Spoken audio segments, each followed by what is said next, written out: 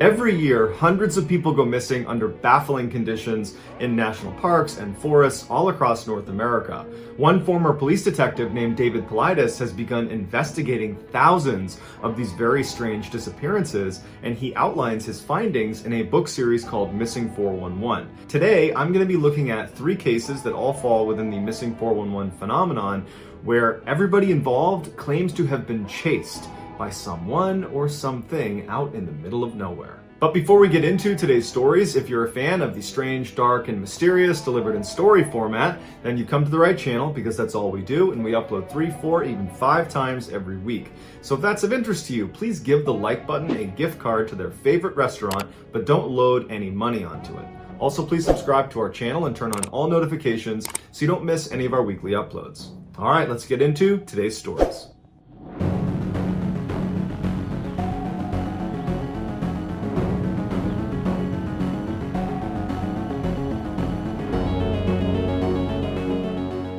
In 1989, 22-year-old Eloise Lindsay was a fresh college graduate, and she was at a crossroads in her life, because even though she just earned her degree, she really didn't know what she wanted to do with her life. And because she was an experienced backpacker, she thought a good way to, kind of get her life together would be to go on a sort of retreat, go out into the woods, go out into nature, and kind of find herself. So she had planned this very detailed 43.3 mile hike along the Appalachian Trail, starting in South Carolina, where the first 7 days of the hike she would be totally on her own, and then at the 7-day mark she would meet up with a friend at a particular rendezvous point. Her friend would give her resupplies and would be her companion for the rest of the hike. When Eloise told her parents what her plans were, they were not concerned for her safety, because she was an experienced backpacker. She had made trips like this before. And so they said, great, we'll see you when you get back. So on November 4th, Eloise sets out to begin her journey down the Appalachian Trail. And the first couple of days of her hike were great. The weather was beautiful, the scenery was amazing, and she had all this time to just kind of be by herself and look internal and think hard about what she wanted to do with her life. But on the 3rd day, when she woke up, she was sleeping inside of a tent she had camped just off the trail. She woke up and she had this intense sense of dread.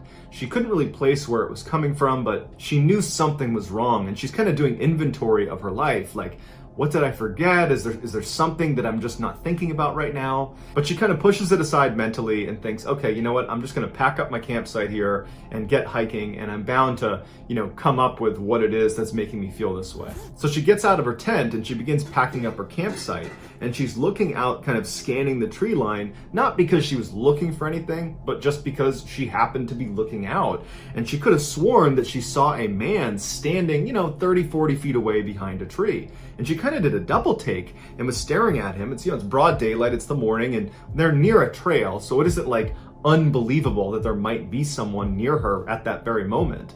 But she kind of did a double take and she looked at them again, and this person was gone. And she stood there for a minute, just kind of looking in the direction of where she had seen this guy, wondering, is my mind playing tricks on me? Did I really see someone there? Why aren't they showing themselves again? If there was someone there, they clearly must have just been looking at me. Why aren't they, poking their heads out again to communicate with me in some way? We're out in the middle of nowhere. We should be talking to each other. But the guy never shows himself again. And so as she's standing there wondering what she should do, she isn't ready to yell out to this person, because there's part of her that's a little bit nervous about yelling out to some stranger in the middle of the woods. But she starts to get this really intense feeling that she's being watched. And it feels an awful lot like the sense of dread she had while she was in the tent. And she's starting to wonder, are my instincts or is my sixth sense picking up that I'm being watched? Like there's some predator out there looking at me right now? And even though she has no way of knowing if that's actually true, she's alone in the middle of the woods. And even though she's experienced, she can't help but feel really vulnerable.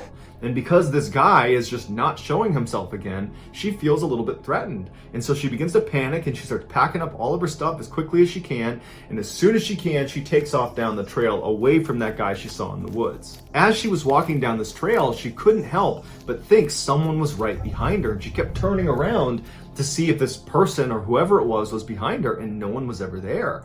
But this visceral feeling that she was being watched, that sense of dread she had, it just was not going away. And so she started walking faster and faster. Before long, she was running, and she's realizing that she's in a section of the Appalachian Trail that's very remote. She's not near civilization. She's not near her next rendezvous point. And so she's thinking to herself, I need to get off this trail. I need to get to a road. I need to get away from here as soon as I possibly can. And so her options were to continue on this trail for several miles, and it would probably take her until well into the night before she was going to reach civilization. Or she could take a shortcut because she believed there was a road that was running parallel to her trail, but it was way down the mountain. It would require leaving the trail and basically cutting through the wilderness to get down to this road. But she was pretty confident it was right down there. And because this threat of this person or thing following her was so intense for her, she decided to leave the trail. She couldn't stand the idea of having to spend another night out in the middle of the woods with this person stalking her. And so she walks up the trail and starts running down the mountain. It wasn't long before she started to hear audible sounds coming from what she believed to be this person that was following her. And she would turn around and there'd be no one there. And then she started to walk, trying to listen as she's walking, and she would hear footsteps far away from her, and she'd turn and there'd be nobody there, but she was certain someone was following her, someone was stalking her. And the sounds that were coming out of this person, this animal, whatever it was, they sounded like, a deep male voice, but you couldn't recognize if it was a language of some kind. It just sounded more like a grunt or a yell of some kind. And so her heart rate's elevated, she's panicking, and she's walking as fast as she can just through the middle of the wilderness, hoping she's walking towards this road. But after walking and running for miles into the middle of nowhere, she has not come to a road. It's now completely dark out, and she knows she's lost. And so she has to set up camp in the middle of nowhere, and she knows somewhere out in the middle of the woods is some person or something that is stalking me. And she's all alone. She has no way to contact anyone. She doesn't have a cell phone. It's 1989. And so she sets up her campsite and she gets in her tent, she zips it up, and she lays there hoping she doesn't hear any sounds. And sure enough, within minutes of being inside of that tent, she starts hearing those audible sounds coming from somewhere in the forest. And she hears what sounds like heavy footsteps walking around the perimeter of her campsite. All night long, she hears this. But luckily, they don't come up right to her tent. So there's some separation between her and whatever is making these sounds. And then finally, the sun comes up, she is out of that tent, packs it up, and continues running in the direction she hopes is the road. And of course, all day long, she has that sense that someone is watching her. She's hearing footsteps coming from behind her. She would turn, she doesn't see anything. She would hear that audible grunting sound, that low voice coming from somewhere behind her. But again, she would never see whoever it was or whatever it was that was making the sound. And then again, the sun is starting to set and she has not found the road. She hasn't found a trail. And she's thinking to herself, I can't even backtrack because if I turn around and start walking backwards, I'm bound to run into this very thing I'm trying to escape. And so once again, she sets up her campsite in the middle of nowhere. She gets inside, and as soon as she's laying in her tent, she starts hearing those heavy footsteps somewhere out in the woods, kind of walking around the perimeter of her campsite. She's hearing that low audible sound that she can't quite place. And at some point she falls asleep. She gets up the next morning, she jumps out of her tent, packs it up, and starts running, hopefully in the direction that will bring her to civilization. A couple days later, when Eloise was supposed to meet her friend on the trail at the 7-day mark, and they were gonna finish the hike together, well, Eloise doesn't show up. But after several hours, when Eloise did not show up, her friend left the trail and contacted authorities and filed a missing person report. And the police would launch this massive search for Eloise along the stretch of the Appalachian Trail where she had said she would be. And for the next 14 days, hundreds of police and volunteers and helicopters are scouring this area, and there's no sign of Eloise. And so after 14 days from the time her friend filed the missing person report, the police had to turn the search off, and they say, look, we can't find her. 2 days after the search was terminated, so 23 days after Eloise had initially set off for her trek through the Appalachian Trail, a hunter that was out in the middle of nowhere near the Appalachian Trail discovers Eloise perched up against a tree. She's totally emaciated, she's dehydrated, she's delirious, but she's alive. At first, she was terrified of the hunter because she believed the hunter was this person that had been following her. But when she realized he was there to help, she went with him. She was brought back and brought to a hospital, and she was checked out. And besides being dehydrated and, emaciated, she was okay.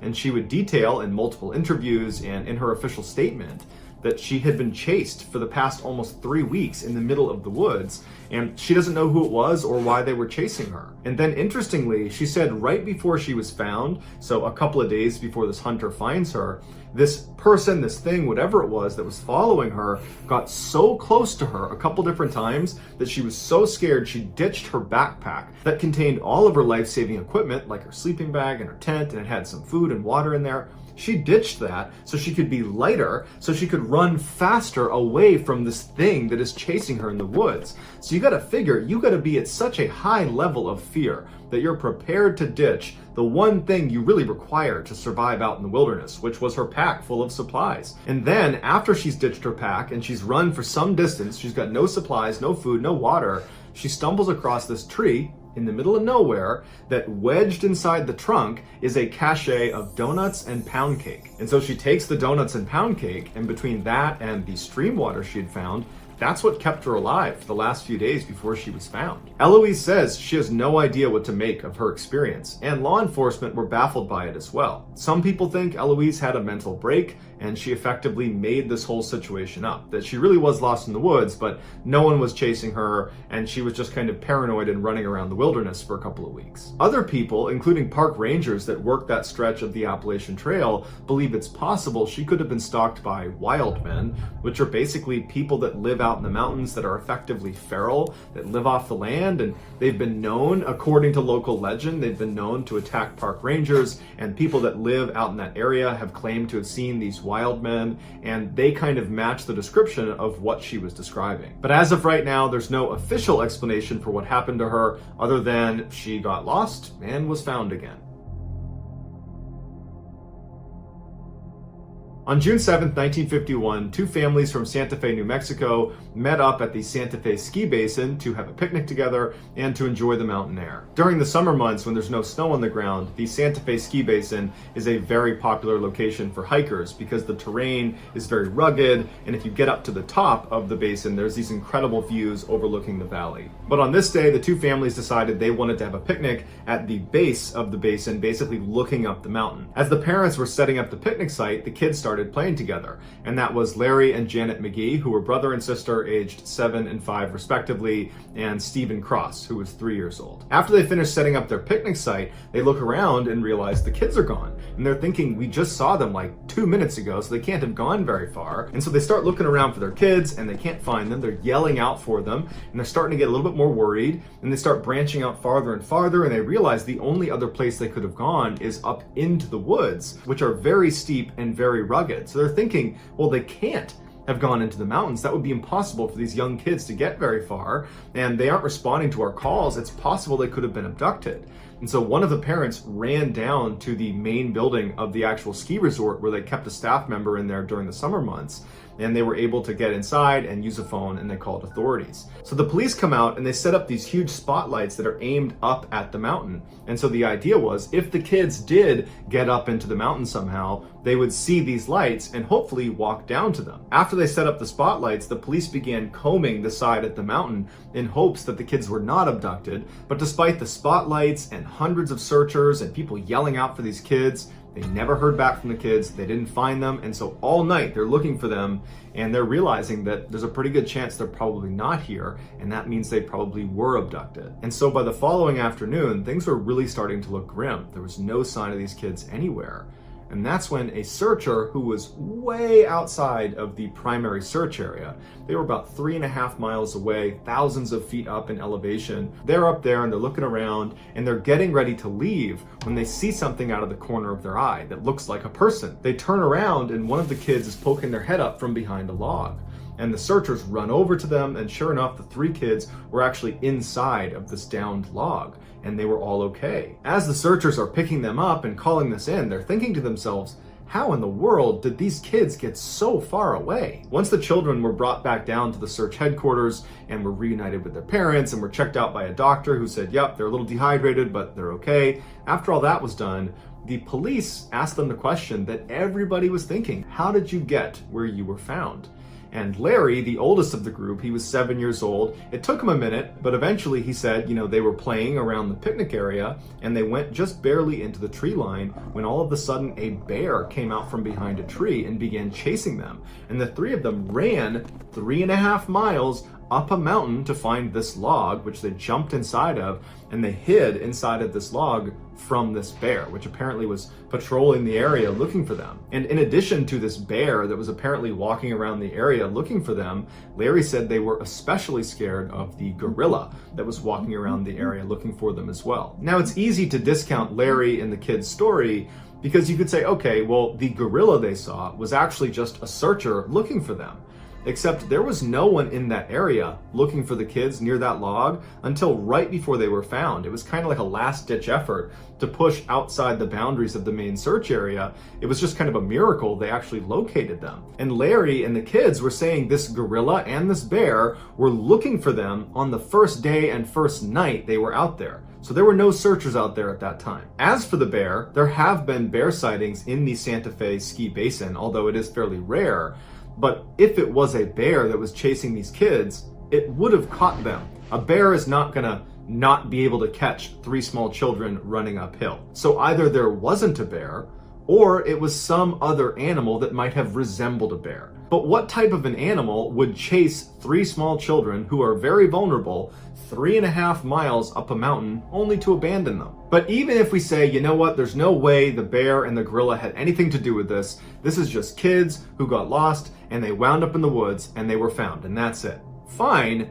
But I have a 3-year-old and a 4-year-old, and I can tell you right now, there's no way they could cover a 3.5 mile distance uphill in really rugged mountainous terrain in a 24-hour cycle. There's no way. Without help, that's not possible. I would say the only caveat to that would be if my children were fearful for their lives, in which case adrenaline would kick in and they probably could cover that distance in a 24-hour period. That certainly lends credibility to the idea that Larry, Janet, and Steve were in fact running for their lives, and they had that adrenaline kick, and that's how they were able to cover that distance.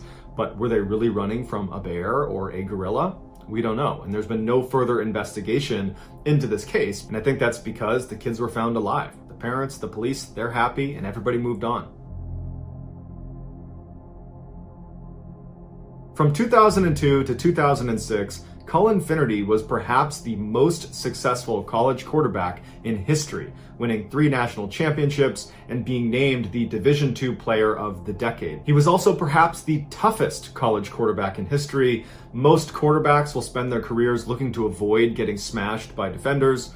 Not Cullen. Cullen was 6'2", 240 pounds, and he would tell his teammates that he wanted to get hit, and he would hit back.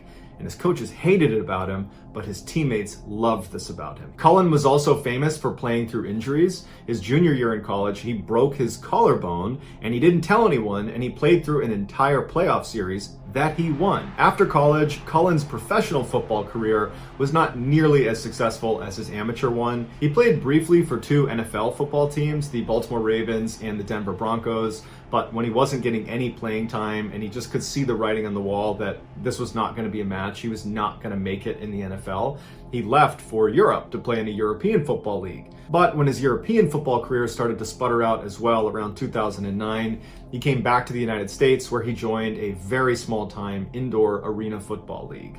And while Cullen's love of football was still there as much as it ever was, he knew at this point, playing at this low of a level, that his career was effectively over. Around the same time that Cullen was hanging up his football cleats, he would meet Jennifer, who would become his wife.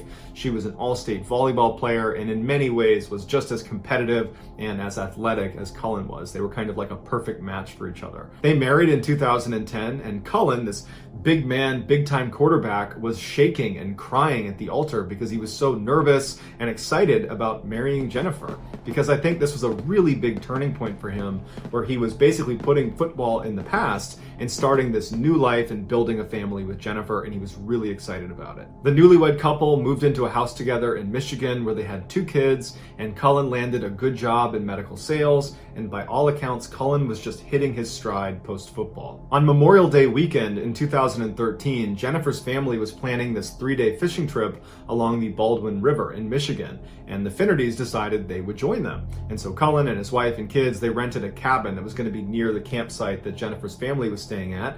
And for the entire weekend, it was just this great fishing trip where everybody had a great time and the weather was beautiful. And on May 26th, so the last night of this 3-day fishing trip, Cullen, who had recently purchased this pontoon boat that they had used for this fishing trip, he wanted to just go out one more time on his boat, this boat that he was really proud of, and fish for another 30-45 minutes before ending the weekend. So Cullen put on his waders and his jacket, he grabbed his fishing pole, and he had his family drive him to the stairs that led down to the water where his pontoon boat was. Before he walked down the steps, he turned and told his family that he'd be out for about 30 to 45 minutes and that he wanted to be picked up at the next boat ramp down the way and that he would call when he needed a ride. 42 minutes later at 9:27 p.m., Jennifer receives a phone call from her husband, and she's expecting it to be the call where he says, "Okay, I'm ready to get picked up." But when she answers the phone, Cullen is frantic, and he's telling her that he's being followed by 2 men in the tree line, that he's out on the water on his pontoon,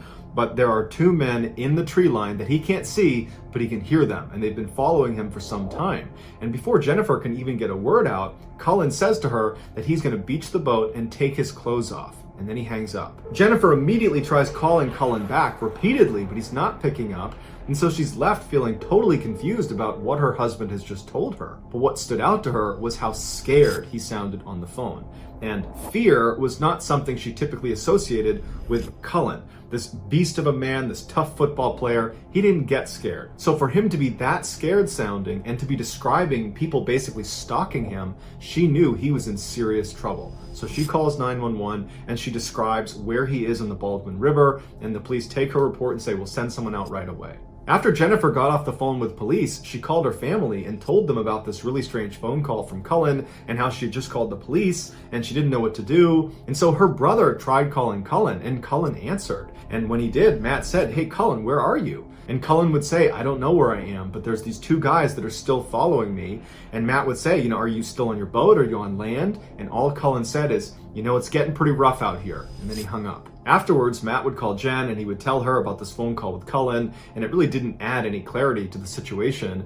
And so Jen and her family decide the best thing they can do is go to the boat ramp where Cullen had said he wanted to be picked up, in hopes that maybe he would make his way there and they would find him. So Jennifer and her family head out to this location and Cullen's not there. They get out, they're yelling for him.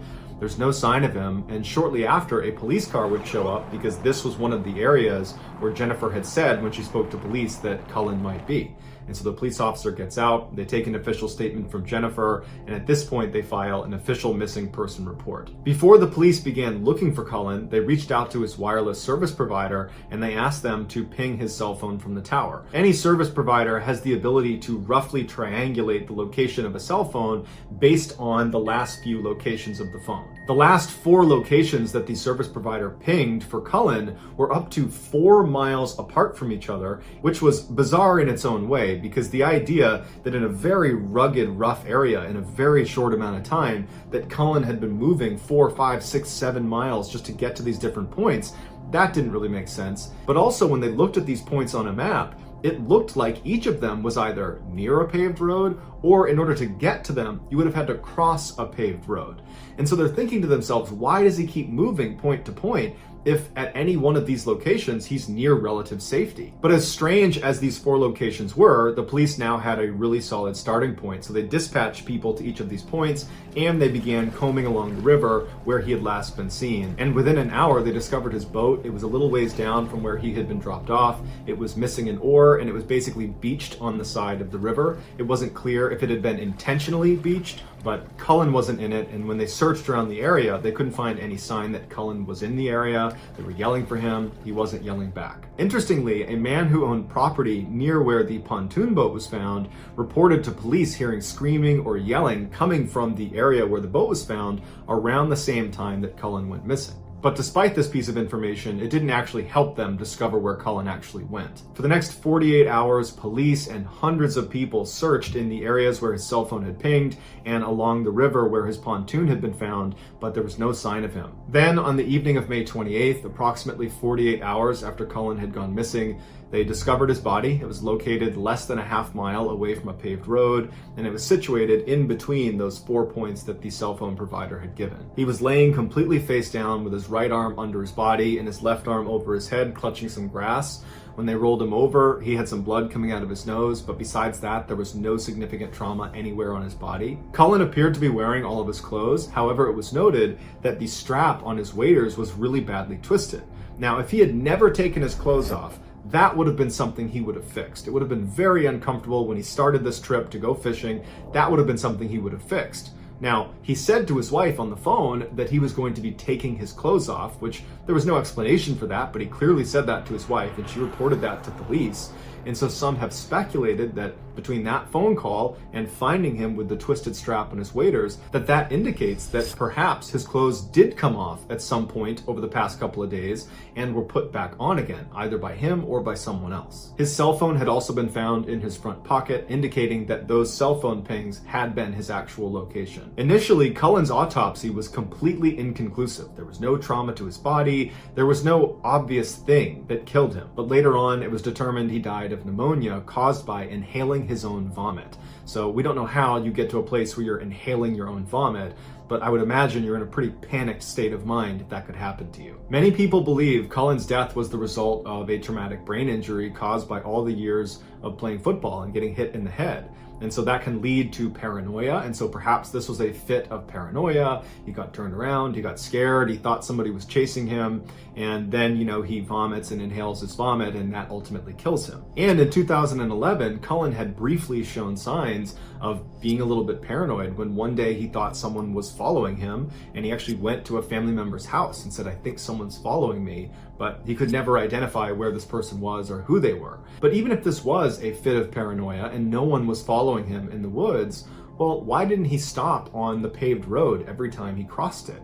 Because that would have represented safety. I mean, in 2011, when he supposedly had another fit of paranoia, his instincts were to go to a family member and to seek help. And so you would think his instincts in this situation would be similar. He would seek help, he would seek safety, but he continuously left safety. He left the road.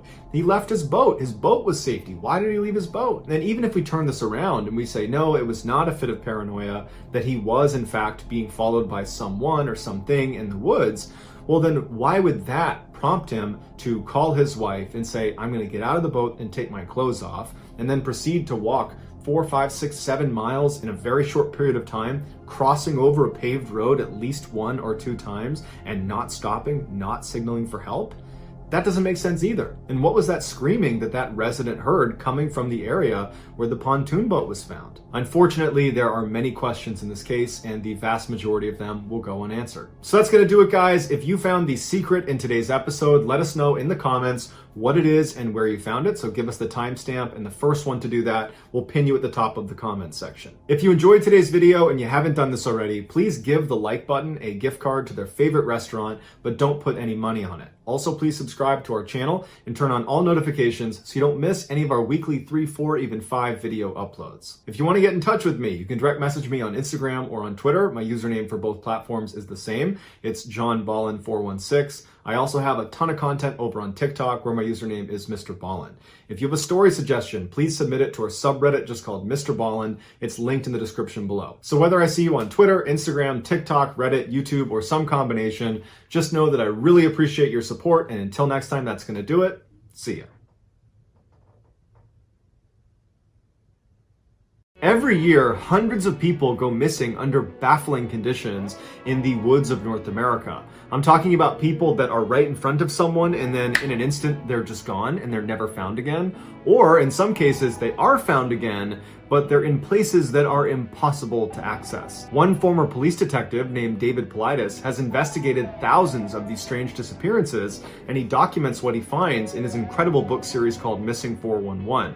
Today, we're going to look at 3 of his strangest Missing 411 cases. But before we get into today's stories, if you're a fan of the strange, dark, and mysterious delivered in story format, then you've come to the right channel, because that's all we do, and we upload 3, 4, even 5 times every week. So if that's of interest to you, please give the like button VIP access to the King to Ka roller coaster at Six Flags Great Adventure, New Jersey. And once the like button gets to the top of the ride, go ahead and manually turn off the ride and then close the park.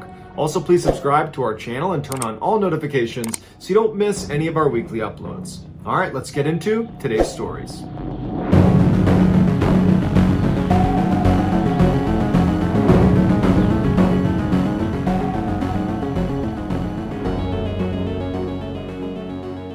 On May 21st, 1941, Betty Albright and her 3-year-old son, Eldridge, traveled to her mother's house in rural Woodstock, Maryland. Betty had asked her mother if she would look after her son for the afternoon so Betty could catch up on some much-needed sleep. They arrived at Betty's mother's house at about 1:30, and right away Betty went inside, handed her son to her mom, and went upstairs to take a nap. As for Eldridge and his grandmother, they went out in the backyard to play. Now, Eldridge loved going to his granny's house because she had this enormous backyard for him to play in. If you were standing on her back porch looking out, it would be 250 meters of just open grass for him to run around in, and it butted up against this huge forest. And in the middle of her property, looking straight out at the forest, there was this 3-meter gap in the trees that if you walked through it, it would bring you down to this creek bed that was seasonal, and there was very rarely any water running through it. From the porch, anyone that was standing in this creek bed, you could clearly see. And so Eldridge was allowed to play in the creek bed, so long as he didn't go right or left in the creek, which would put him out of view from anybody on the porch. And so this particular day, when Eldridge and his grandmother went outside, Eldridge wanted to go play in the creek bed. So he immediately starts running across the yard towards it, along with his grandmother's 3 dogs. As for his grandmother, she just didn't have it in her to go all the way down to the creek bed, so she decided she would just sit on the porch and read a book and keep her eye on Eldridge. She remembers watching her grandson go all the way across the yard, get to the break in the trees, and then step down into the creek bed where he began goofing around with the dogs and throwing rocks and having a good time, clearly in view. And for the next 5-10 minutes, she just stared directly at her grandson and the dogs. And at some point, she picked up the book next to her and she began reading the book and then periodically looking up to check on her grandson and then back down to the book. At about 2 p.m., she was looking down at her book when she heard her grandson yell out for help.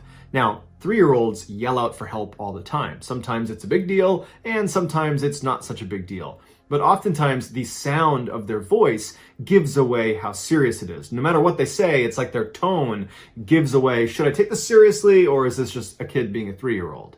And she would say that the way he was yelling sounded like a real emergency. When she poked her head up, even though she had seen him, less than a minute ago playing in the gap in the trees, now she's looking and he and the dogs are gone. And so of course she's alarmed. She hops out of her seat, she goes down the steps, and she starts walking across the yard towards Eldridge. And she's yelling his name and she's walking quickly. When she got about halfway across the yard, she heard Eldridge yell out again, except this time his voice was coming from way off in the forest, way farther away from the last time he had yelled out. It gave the impression to her that he had moved a great distance from the last time he yelled to her, and it triggered something inside of her that was telling her something is terribly wrong. And she began running towards the creek bed. Still no sign of the dogs. She can't see anything. She's just running towards the creek bed. When she gets about 10 meters away from the break in the trees, she hears her grandson yell out for a 3rd time, barely audible, way off in the forest. He yells out for help, and as he's yelling, it sounds like someone has stifled him and covered his mouth mid-yell. So she runs through the break in the trees down to the creek bed where she stops,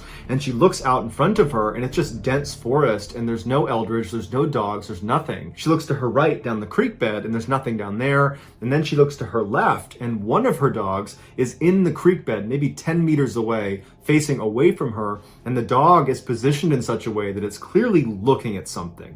And so she runs down to the dog thinking she's going to see maybe Eldridge or the other dogs, but there's nothing beyond the dog. The dog is just rooted to the spot. Its hair is raised, it's growling, and it's taking little steps back like it's been spooked at whatever it's seen or whatever it's looking at. And she just looked up and tried to look in the direction the dog was looking, but there was nothing. It was just forest. And so at this point, she felt certain that someone must have abducted Eldridge. And so she turns, she tries to pull the dog to come with her, but the dog's not budging. And so she runs back to the house to wake up Eldridge's mother. The two of them come back down to the creek bed. The dog is still in the same position, growling and staring in the same direction, as if whatever it's looking at hasn't gone anywhere. And they look for a couple more minutes, they're yelling for Eldridge, and the grandmother is telling her daughter, look, I think he's been abducted, we gotta call the authorities. And finally she relents, and so they do manage to get the dog, they run back to the house, and they call the police. Shortly thereafter, the state police showed up with this huge contingent of searchers, and they immediately went down to the creek bed where they started pushing predominantly to the left side, which is where the dog was angled, and it was also where the grandmother had heard her grandson yelling from. And very quickly, police discover some of Eldridge's footprints about 50 meters down on the left side of the creek bed. They were in some sand right at the edge, and they were walking away as if he was leaving the area he had been told to stay in, which was in that gap in the trees.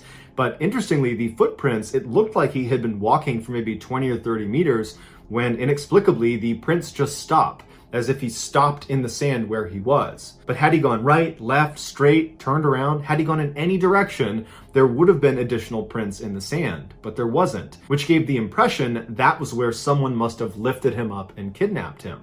But they never found any prints connected to a kidnapper. For the rest of the day and that night, they would not find any more signs of Eldridge or the other two missing dogs. The next day, about 24 hours after Eldridge had gone missing, there were a number of search crews that had gone well outside of the primary search area in hopes of maybe finding one of the two lost dogs, because they thought maybe they could bring them to the lost child. And this one crew that was 4 miles away from where Eldridge had gone missing, they were walking past a swamp when one of them heard what sounded like a child whimpering, and it was coming from inside the swamp. And so immediately they turn and start walking into the swamp, which had fairly deep water, and they get to this clearing and they see there's this rocky overhang with high grass all around it, kind of forming like a cave. And they hear this whimpering again, and it's coming from underneath that rock. And they rush over and they're pulling the grass aside, and sure enough, tucked underneath this rock, inside of this kind of makeshift cave, is Eldridge. He was laying on this really well-constructed bed of leaves that looked like an animal's den. So either Eldridge had found an animal's den, or he had built himself this beautiful bed of leaves. When they approached him, he was sleeping underneath this rock, and so that whimpering sound he was making, he must have been making in his sleep. And so as they got closer to him, he woke up and he kind of sat up, and he's very groggy and confused. You know, all of his clothes were really badly torn up, and he wasn't wearing any shoes, but he overall seemed okay. He just was very confused seeming. And so they scooped him up and they brought him back to search headquarters, reunited him with his mother and his grandmother, and everyone's just so relieved that he's alive. But at the same time, people were like, how did he get 4 miles away in the middle of a swamp? And so after the doctor cleared him, saying he was okay, besides some scratches and bruises, the police, along with the mother and the grandmother, sat down with Eldridge and asked him, what happened? But unfortunately, Eldridge appeared to not know this had even happened. He didn't even know he had spent 24 hours out in the middle of the woods by himself. It was like he had blacked the whole thing out. Because Eldridge was found alive and unharmed, the police did not continue to investigate this case. And so we don't know what caused him to suddenly be yelling for help and appear to be drifting farther and farther into the woods. We don't know what the dog saw in the creek that scared it so badly. We don't know how Eldridge moved 4 miles through a dense forest over multiple swamps, only to wind up in yet another swamp inside of a cave. Although the police came out and said Eldridge must have just wandered off on his own, basically everybody involved in this case believes someone or something abducted him. It's just very fortunate he was found alive. Unfortunately, there's no clarification about what happened to the other two dogs, although the way it's worded in the story, it does sound like they were never found. In the 1950s, the Thorpe family lived in Dunbar, Pennsylvania, which was a small town of less than 1,000 people. Their house was on a very quiet street with very few neighbors anywhere near them, and their property was right up against this forest that was right in their backyard. Their daughter, 2-year-old Anna, loved to play in their backyard, but she was instructed to stay on the grass section of their backyard and not venture into the forest because the forest was snake infested. And Anna was terrified of snakes, and so she happily obliged. On May 5th, 1950, Anna was playing in her backyard in that grassy section, and her mother was in the the kitchen looking out the back window into the backyard, and her mother looked down for a second when she heard her daughter scream. She looked up and Anna was gone. She immediately ran outside and she's yelling for her daughter. She's looking all around and she knows she must have gone into the forest, and she's thinking to herself, she must have been bit by a snake and she's laying on the ground somewhere. That's why I can't see her. And so she runs into the forest and she's screaming for her daughter and she's not getting any response. She's starting to panic. All her yelling has gotten the attention of her two older sons that were in the house. They come running outside and they join the search and they start fanning out and they're looking for Anna, and she's just gone. And so after only a few minutes of looking, Anna's mother decides she has to call the police. The police show up and they launch this massive search, and word got out to the residents of Dunbar that one of their own had gone missing, a child no less. And so virtually everyone in Dunbar showed up to be a part of the search, and they combed that whole forest behind their property, and there was just no sign of Anna. After the first 24 hours had gone by and they had not found any sign of Anna, they decided to expand the search area from a 1 mile radius to a 3 mile radius. And within just hours of this change, there was a crew that was 3 miles away from where Anna had gone missing, and they found Anna, and she was alive. She was laying under this blackberry bush. All she had on was a single shoe. Next to her was a pile of clothes. When they went up to her, she seemed okay. They picked her up and they brought her back to the search headquarters where they reunited her with her parents. A doctor looked at her and the doctor said, there's no signs that she was attacked. There's really no signs of any wear and tear on her at all. It doesn't even look like she was outside for the past 24 hours. When Anna was asked about what happened to her, she wasn't able to give any sort of meaningful answer because she's only 2 years old. But the reason this case is included in today's video is not because, she vanished mysteriously in the forest and that she was actually found 3 miles away versus 1, or, that she was found with just a shoe on. The reason it's included in today's video is because for her to have been found where she was found, the only way for her to have arrived at that spot was if she crossed 10 barbed wire fences. There was no other way for her to have gotten there. The only other way would have been a massive detour that she literally could not have covered. An adult probably couldn't have covered in the amount of time given. So this 2-year-old with no scratches on her body is found on the other side of 10 barbed wire fences. I mean, even if you take the barbed wire off of the fence, a 2-year-old climbing a large fence, that alone is kind of a Herculean task. And to do it without scratching your body, it's not possible. It's truly impossible. A May 7th article in the LA Times said the police were baffled by this 10 fence dilemma, and they said the only way it would make sense is if she had been abducted and dumped there. But the police also repeatedly said there was no evidence to suggest she had been abducted or attacked or harmed in any way. It was just where she was found did not add up. Ultimately, the police came out with a statement saying this had to have been an accident, that Anna, the 2-year-old, managed to just somehow walk her way past all these fences and was found where she was, and thank goodness she's alive. But interestingly, the police confiscated her clothing and would not give that back to the parents, indicating there was further investigation happening even though the child had been found. But unfortunately, the police never revealed whether or not they actually discovered anything else about this case. And like in the Eldridge case, Anna's parents did not press for more information about what happened to their daughter because she was found alive and unharmed. Now, Anna's case might seem like some crazy anomaly, and that's all it is. But this is not the first time something like this has happened in this small area in Pennsylvania. 2 years earlier, and less than 10 miles away from where Anna went missing, another 2-year-old, Ronald Collier, also went missing in the same stretch of woods. His mother had been sitting with him on their back porch, which overlooked the same forest, and at some point his mother had gone inside, leaving Ronald sitting on one of the seats. When she came back out again, Ronald was gone. His mother estimated that she was inside for maybe 10 or 15 seconds tops. The police and the community came out in force and they combed through the woods and they could not find any sign of Ronald. And the police got really frustrated with Ronald's parents because they felt like this is impossible. How could this child not turn up considering the timeline you've given us, which is you went inside for 10, 15 seconds and your son is now completely gone. He's completely vanished. Like, you must have something to do with this. And so the police made Ronald's parents take polygraph tests, and his parents passed all of them. The search for Ronald continued for several weeks, but unfortunately it was ultimately terminated and they never found him. People in the area believed someone or something, maybe a bear or some other animal, was lurking in the tree line and watching Ronald. And as soon as his mother went in the house, they ran up and snatched the child and ran away with him. However, the police came out and said there was no evidence to back up that this child had been kidnapped, that what's far more likely is Ronald just got up and walked away and disappeared. However, 2 years later, when Anna's case happened, these similarities between her case and Ronald's case were just too much for locals to overlook. And so people began saying, it looks like Anna was abducted and placed where she was ultimately found inside of those woods. And so probably whoever or whatever took Anna is the same person or thing that took Ronald. But Anna was just lucky enough to survive. Although this mystery predator theory is just that, a theory, it does seem more likely than Ronald in 15 seconds getting up and running off into oblivion, never to be found again, and Anna scaling 10 barbed wire fences in a 24-hour period without a scratch on her body. Unfortunately though, we'll probably never know the truth.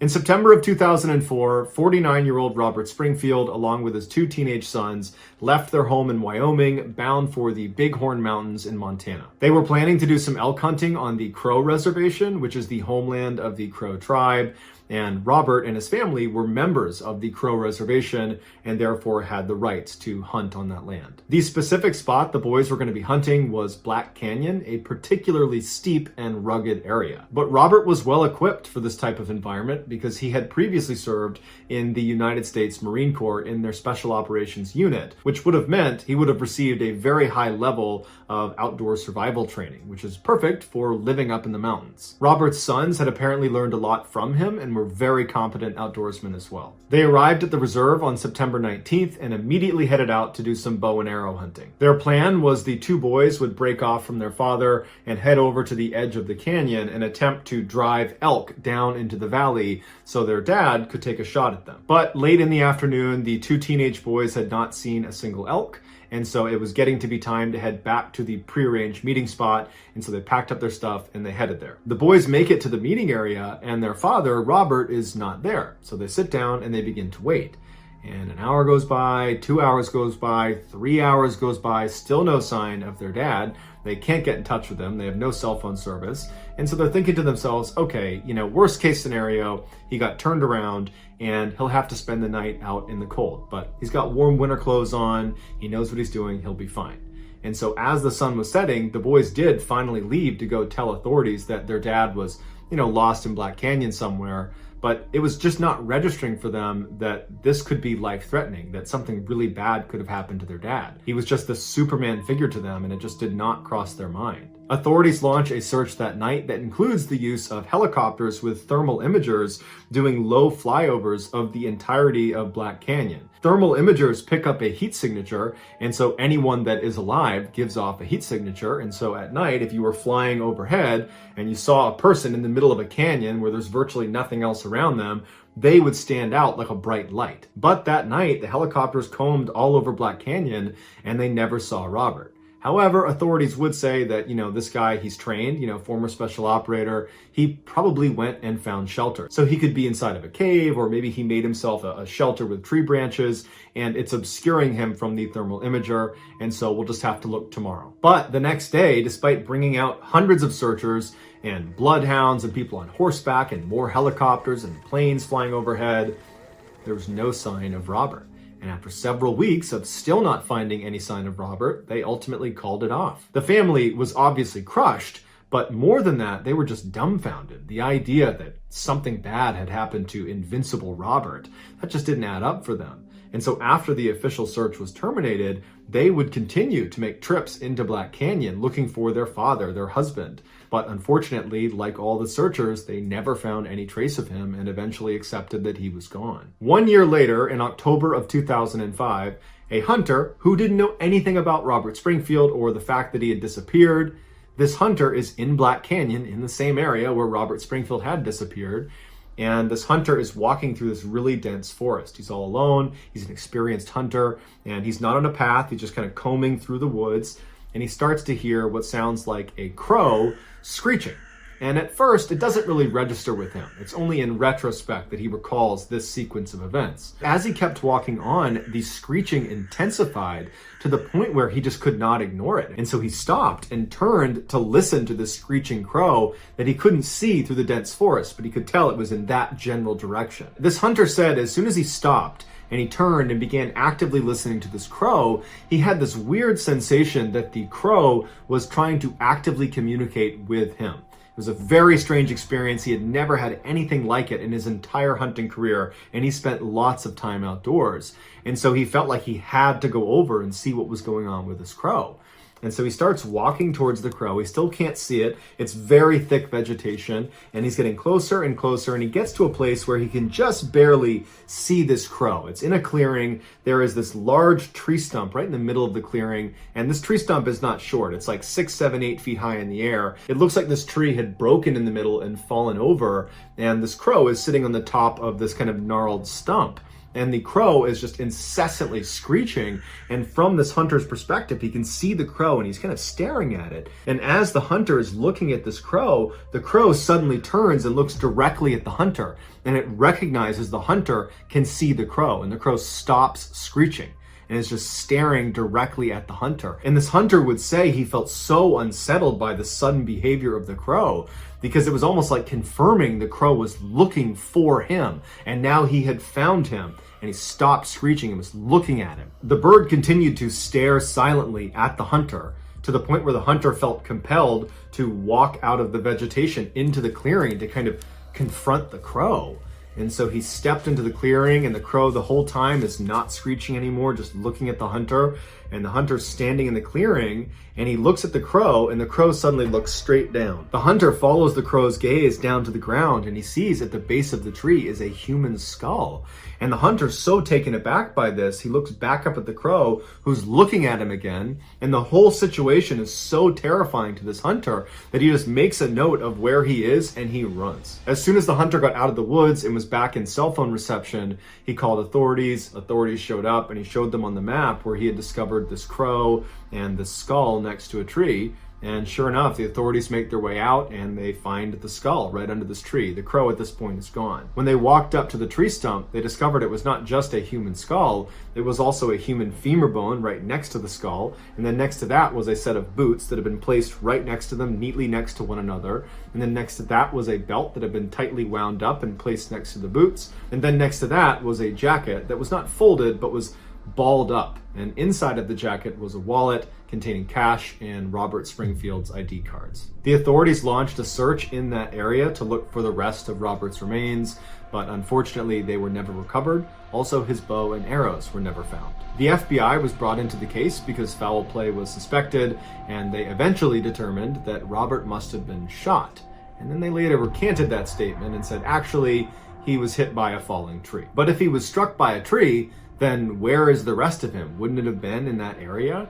And then why were all of his things neatly stacked? Certainly he wouldn't have done that after getting hit by a tree, so who neatly stacked his things after he was hit? And then also, where is his bow and arrows? But despite how improbable it sounds, that is the official theory, that he was hit by a falling tree. The family, along with many other people, believe he was attacked by someone or something up in those mountains. But if he had been attacked, his sons would have heard the struggle because they were in an area where sound carried really, really well. And if a person attacked him, why didn't they take the money out of his wallet? Also, where Robert's remains had been found was very close to where his original campsite had been with his two sons on the night he had gone missing. And so it was firmly located inside of the initial search grid, meaning had he been under a tree or been left for dead by some attacker in that area, he would have been found in those first couple of weeks that they were looking before the search was terminated. So the fact that he wasn't found means either hundreds of people didn't see him, including a helicopter with thermal imager, or he wasn't there until after the search was terminated. And if so, where was he? And perhaps the weirdest aspect of this entire case is the claim by this hunter that a crow apparently lured him over to this tree stump where he found Robert's remains. If you believe this hunter's story, and many, many people do, then do you really think it's a coincidence that all of this took place on Crow Reservation, home of the Crow tribe? I think not. But will we ever know the truth about what actually happened to Robert? I don't know.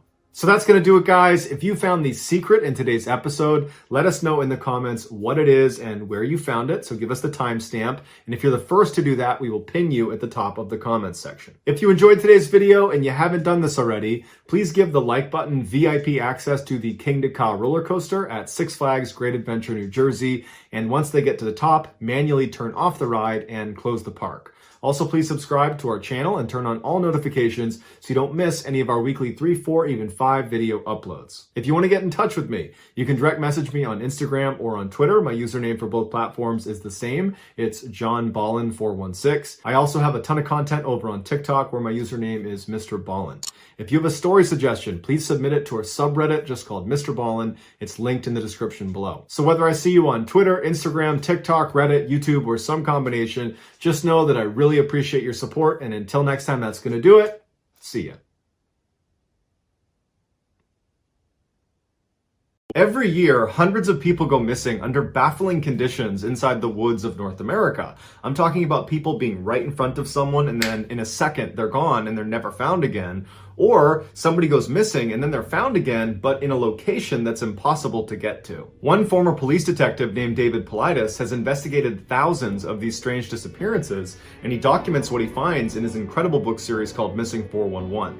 Today, we're going to look at 3 of his cases that even amongst strange disappearances, these stand out as particularly bizarre. But before we get into today's stories, if you're a fan of the strange, dark, and mysterious delivered in story format, then you've come to the right channel because that's all we do and we upload 3, 4, even 5 times every week. So if that's of interest to you, please offer to make the like button a hot pocket, but don't let it stand in the microwave for 2 minutes. Instead, serve it to them immediately so that when they bite into it, they are met with the tongue-scalding cheese lava flow within. Also, please subscribe to our channel and turn on all notifications so you don't miss any of our weekly uploads. All right, let's get into today's stories.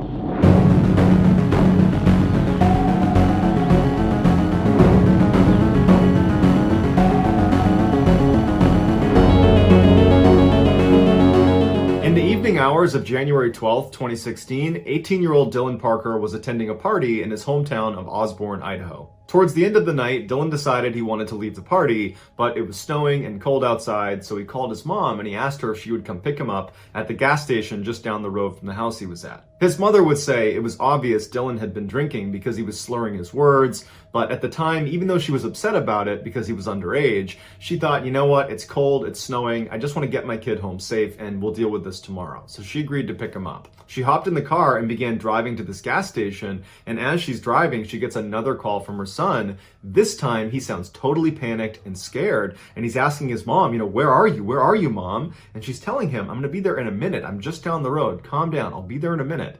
And then he hung up. When she got to the gas station, he wasn't there. When she tried calling him back, his phone was off. She got out of the car and went into the gas station and asked if they'd seen her son, and they said they hadn't. She got back in the car and she drove around for about 30 minutes yelling for her son, but there was no sign of him. She still couldn't get in touch with him. His phone was still off, and she just had this bad feeling that something had happened to him, so she called the police. The police conducted a thorough search that started with the house Dylan had been at for this party. They interviewed the people who were there, and everybody said Dylan seemed fine, and he just left. He said he was getting picked up by his mom.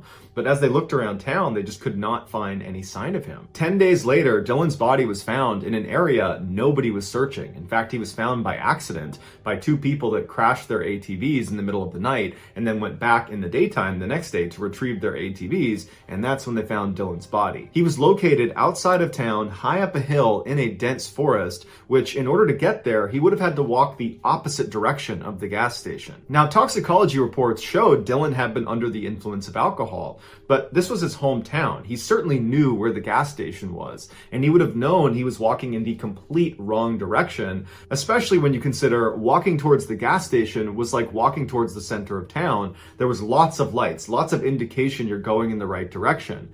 To walk in the other direction towards that hill where he was found would have been like walking towards darkness, where there's no lights, there's no sign of town. It's obviously the wrong direction. But the case gets even stranger because on the day Dylan went missing, there was a lot of snow on the ground, which meant people would have made tracks. And from the time Dylan went missing until he was found, it didn't snow, and the temperature did not heat up enough to melt the snow. So in theory, any tracks Dylan would have made, they would still be there when he was found. But where Dylan was found, there were no tracks anywhere near him. No footprints, no tire tracks, nothing. It was as if someone had dropped him out of the sky. Another strange element of this case is Dylan was found without pants and without boots on. And so you would think for him to make it all the way up to this spot on the hillside through kind of rough, rocky, snowy terrain through a forest, that you would expect his socks to be totally ruined and his feet to potentially be cut up.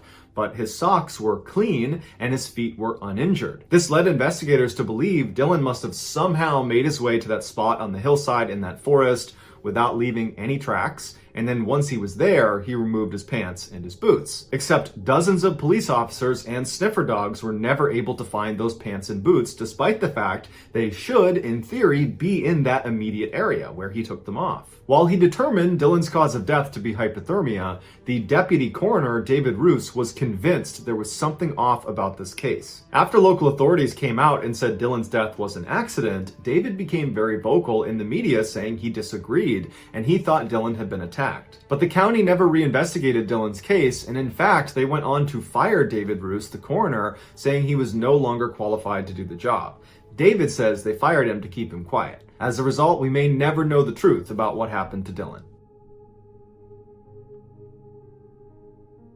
Dustin Self was born and raised in Piedmont, Oklahoma, which is a small community just northwest of Oklahoma City. Growing up, Dustin had always been kind of a mediocre performer with so-so grades, didn't take things too seriously, but in his senior year, he discovered weightlifting, and it seemed to give his life a much-needed sense of purpose, and it really kind of helped him organize all aspects of his life. So by the time he was graduating, he was not only in great physical shape, he had also managed to raise all of his grades up significantly, and he seemed to be on a path to success. But interestingly, after high school, he didn't pursue higher education, he didn't go get a job, he didn't try to spend more time with friends and family. Instead, he decided he wanted to go live in the wild. His family believed this was due to his obsession with the Hollywood film Into the Wild, which is about the true story of Christopher McCandless, who gives up a promising career to go live off in the wilds of Alaska. Christopher would ultimately die in the wilds of Alaska after eating a poisonous plant, or some say he died from starvation. So about a year after Dustin's high school graduation, he was 19 years old, it was March of 2013, and he finally felt like he was ready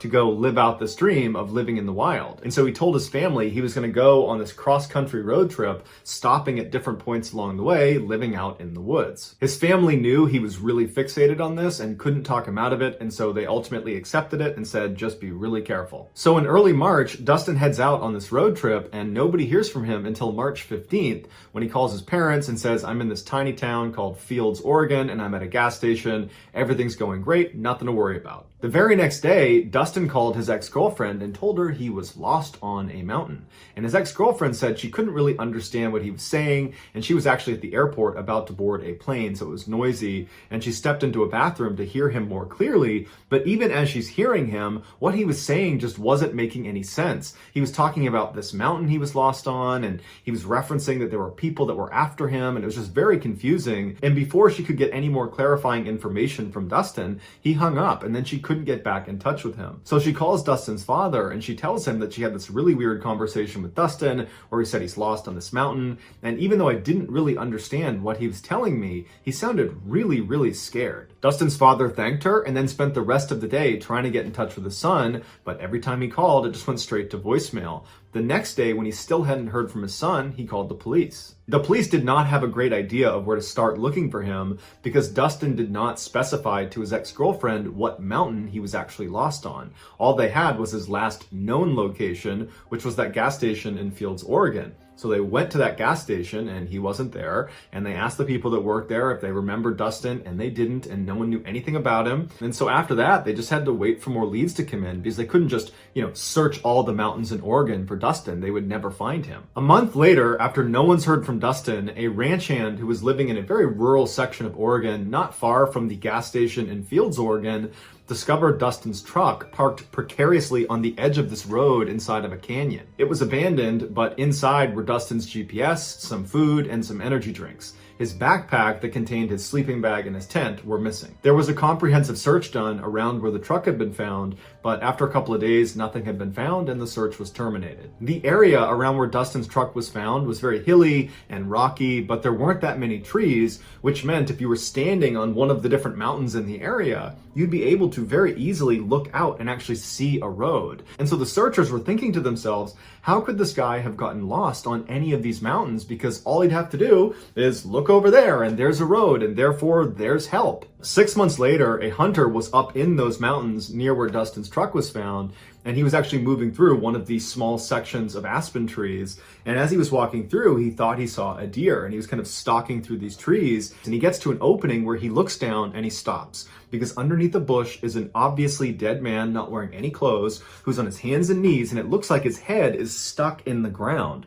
When the hunter walks over to get a better look, it looks like this guy must have pushed his head into a hole in the ground before he succumbed to whatever killed him. The hunter leaves and tells police. Police show up, they search the area, and they find a jacket nearby, inside of which is a wallet that contains Dustin's ID cards, as well as Dustin's car keys. The body was Dustin's. Dustin was located 9 miles away from where his truck had been parked on that road, and nowhere in the area did they find a campsite. They actually never found his backpack that contained the tent or the sleeping bag, so they think he never set up camp, but they don't know where his supplies went. After Dustin's family found out what happened to him, his father would say, I just don't understand why he didn't seek shelter in his vehicle. It was parked on the road, he wasn't that far away. Heck, he could have run those 9 miles. He was in great physical shape, and in theory, he would have known where he parked it, or if he didn't, he could have just walked to the edge of the mountain and looked out and seen the road it was parked on.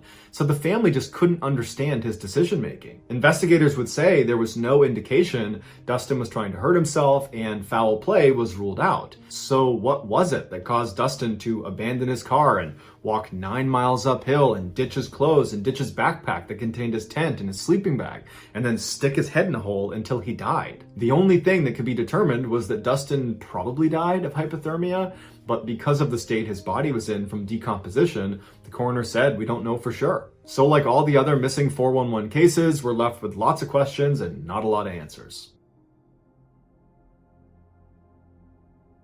In 2010, Jan Maccabee was living with her husband Bruce in a town called Lima, Ohio, which is approximately 80 miles southwest of Lake Erie. While Jan had built a successful career as a booking agent for musicians, bands, and entertainers, her real passion was deer hunting. So on September 29th of that year, right after deer hunting season had opened in Ohio, Jan decided to go out on a hunt. That morning had been cold and damp and gray, but by that afternoon, when Jan was getting ready to go, the temperatures had risen and the sun had come out. Jan's preferred method of hunting was to sit and watch from a tree stand, which is a ladder that you put in the woods that sits about 15 feet high. She would sit up there with her bow and arrow and wait to take a shot when a deer came by. Around 5 p.m. that day, she told Bruce she was leaving, and she made it to her tree stand by about 5:30. The forest she was going to be hunting in was one she was very familiar with, and it was not very remote. There were a couple houses just outside the woods, there were some agricultural areas, and her nephew actually went to high school just a mile north of these woods. But from the tree stand where she was sitting, all she could see around her was trees. Shortly after Jan sat down, she started texting with one of her friends on her BlackBerry, and periodically she'd poke her head up and look for deer. There weren't any, and then she'd go back to texting. The whole time this is happening, Jan can hear birds and crickets and squirrels and all the sounds of the forest all around her. A little after 6 p.m., her texting conversation with her friend reached a natural conclusion, and so she went back to just kind of sitting in the tree stand looking around. By about 6:20 p.m., she still hadn't seen any deer, and she was starting to get bored, so she decided she would take a selfie. She picked up her BlackBerry, she took the selfie, and as soon as she was done, she became aware that the forest had suddenly gone completely quiet. No more squirrels, no more birds, no more crickets, just complete silence. And she knew as a hunter, the only time this happened was when a large predator was in the area and all the other animals went quiet. But Jan would later say there was just something different about this silence. It was so sudden and so complete that it scared her. And she wound up sending another text message to that friend she'd been texting earlier that said, the woods just went completely silent. Very odd. As soon as Jan hit send on that text message and lowered her phone, she immediately became aware of something about 20 feet away in the tree that was right across from her. And she said it was the most unusual and terrifying thing she had ever seen.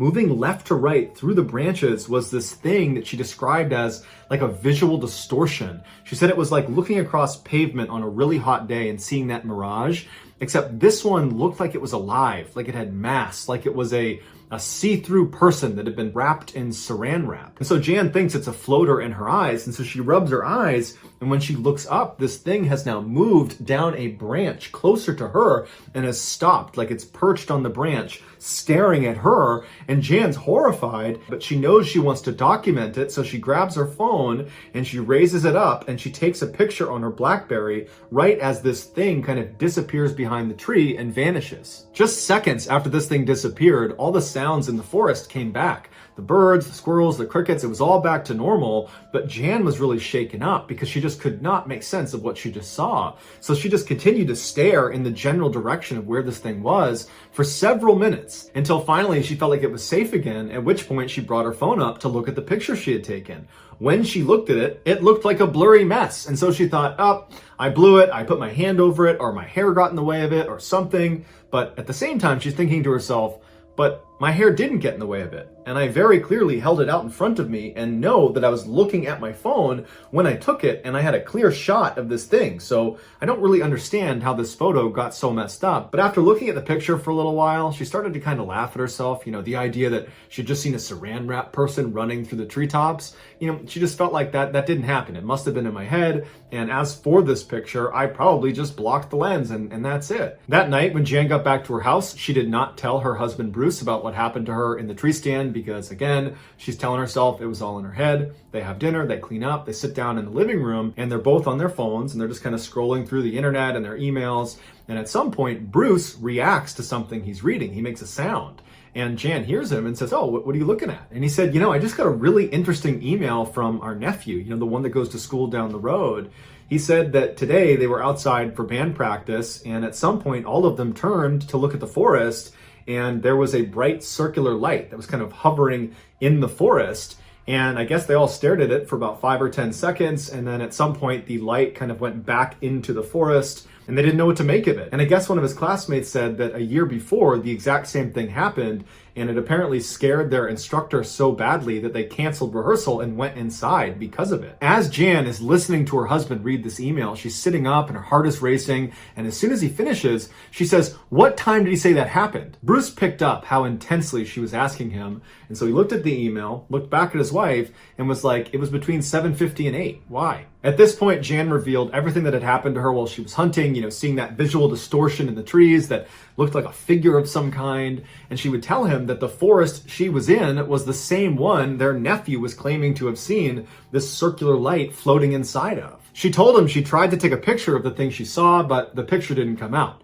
But her husband, who is an optical physicist and therefore an expert at analyzing a picture, said, here, let me take a look at it. As soon as he looked at the image, the first thing he asked her was, well, did your hair get in front of the lens? And she said, no, I was holding it about a foot away from my head and my hair was in a ponytail and a ball cap, so that can't be my hair. And so he looked at it again and he asked her, well, did you put your finger over the lens maybe? And she said, yeah, I might have. I don't think I did, but it's certainly possible. And so not really thinking much of this picture, he decides before giving the phone back to just check the resolution of the image, because whenever he would examine a picture, that was something he would do, and he discovered an anomaly. It turns out Jan's BlackBerry was only capable of taking pictures in 3 distinct resolutions. Basically, the size of the image could only come in small, medium, or large. And this picture she had taken of this thing she saw in the trees was a resolution size that was not small, medium, or large. It was some random size that the phone was actually not capable of producing.